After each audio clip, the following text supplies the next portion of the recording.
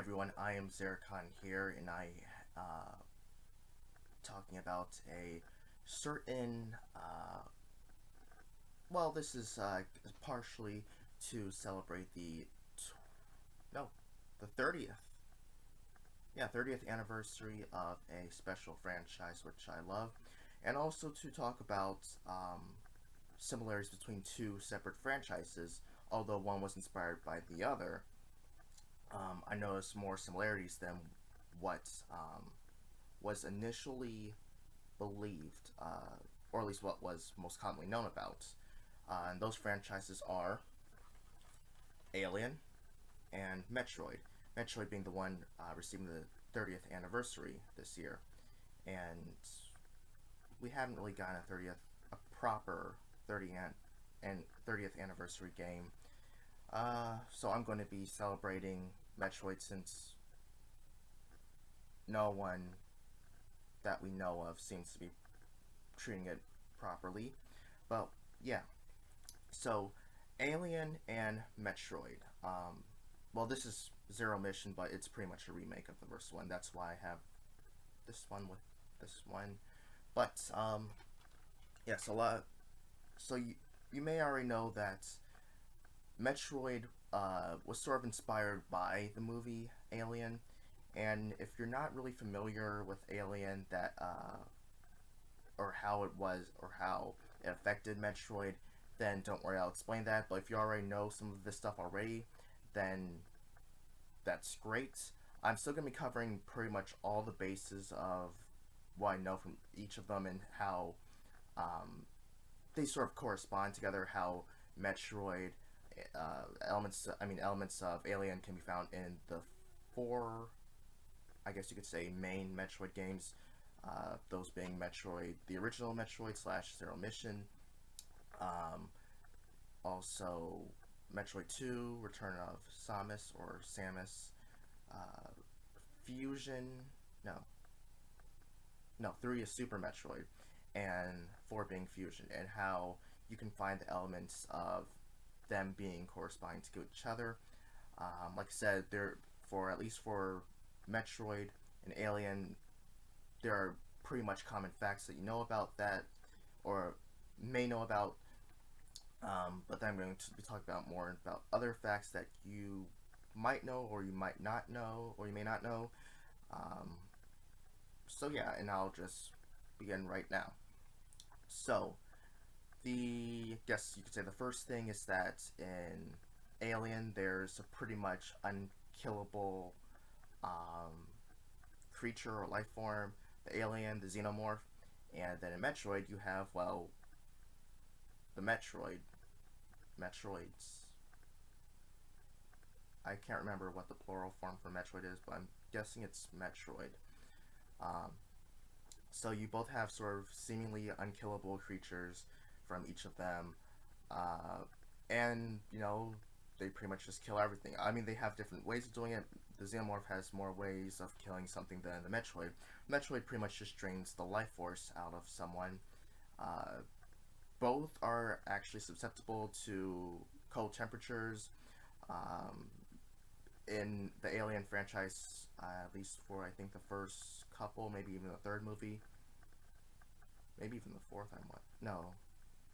It's the first, the second, I think the fourth, Resurrection, where you can see that the cold has affected the alien. In Metroid, you have the Metroid. Their only weakness is the cold, and at least before,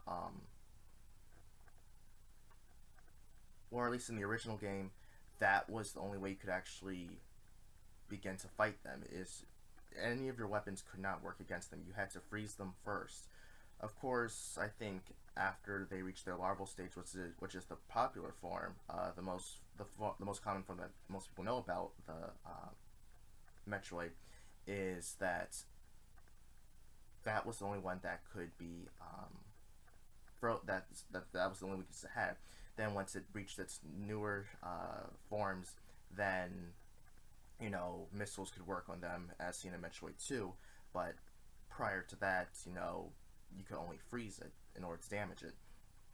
Uh, and so let me see what covers. Oh yeah, another thing is also Samus and Ripley, Ellen Ripley from Alien. How you have the two strong female protagonists, and they both are they both know what they're doing. They're both capable. They both are experienced with fighting both life forms, and they're great characters. And Samus was a great character until Other M, but we already know about that. And Ripley, she was a great character in all four Alien films. There wasn't a time when I didn't like her. She always was. She always knew what she had to do. She didn't let any emotions get in her way.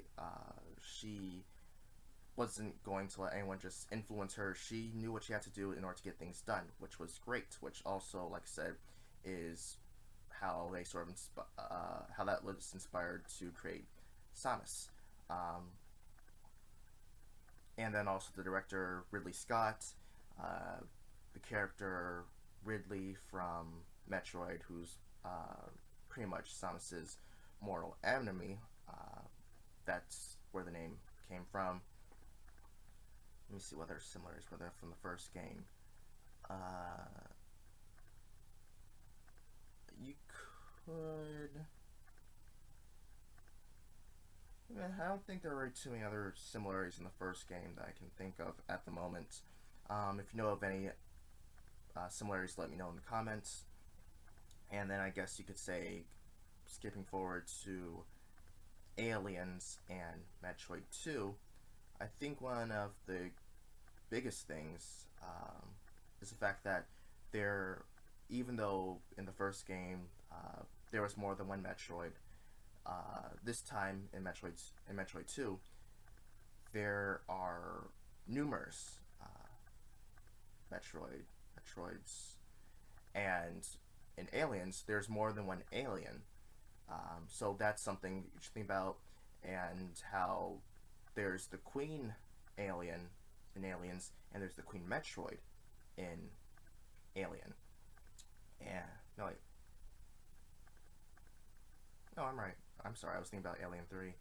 Um, and so yeah, and so as Ripley is going to destroy the Queen alien, Samus is going to go and destroy the Queen Metroid. Uh, there weren't too many other similarities I noticed in between those two games. Now, in Alien 3, let me see what similarities were there. Sid knows some similarities. Alien. Oh yeah. So, in Metroid. No, Super Metroid, I'm sorry. Super Metroid, there's a scene where the baby Metroid, which is the one which you rescued from at the end of Metroid 2, as it come attached to you and stuff, and it's almost thinks of it as its mother.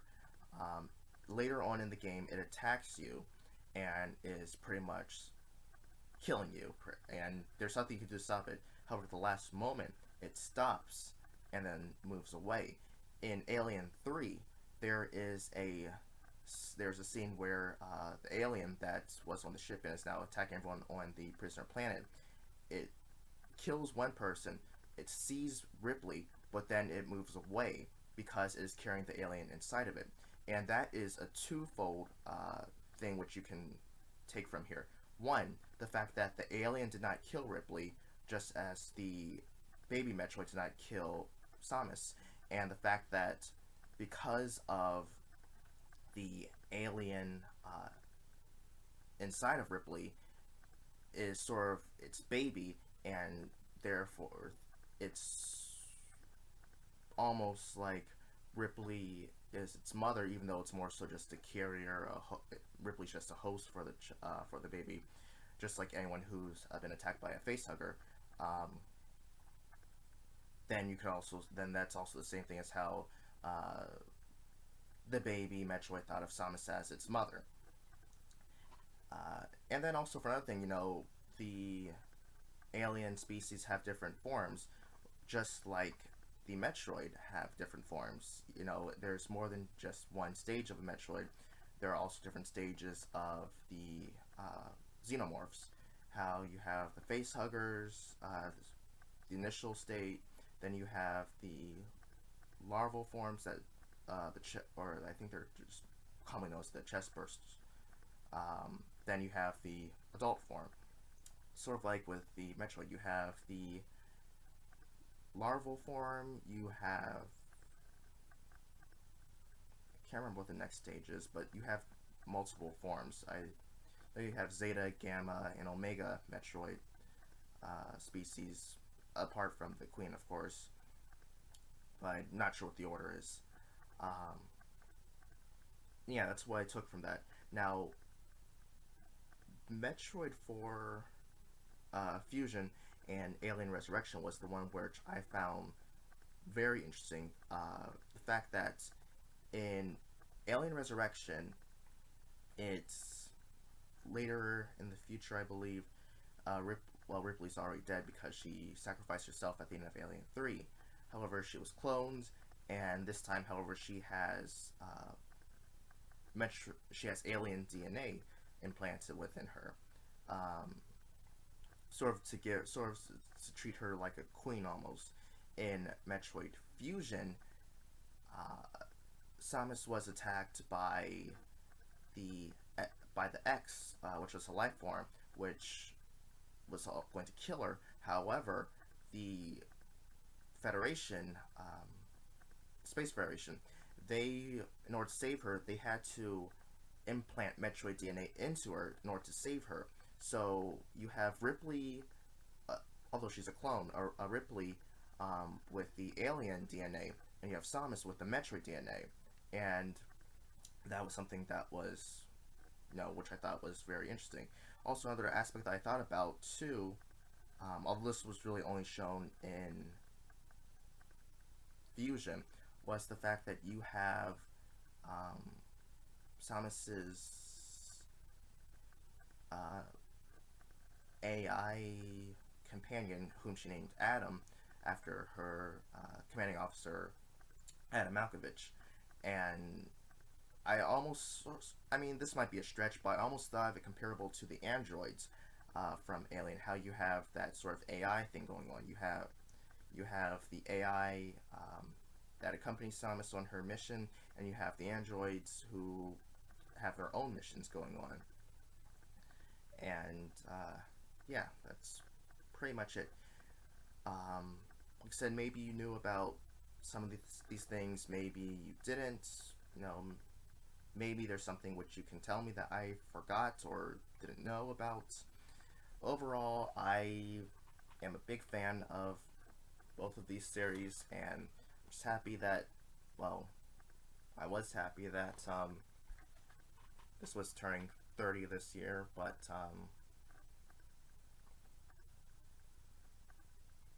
yeah.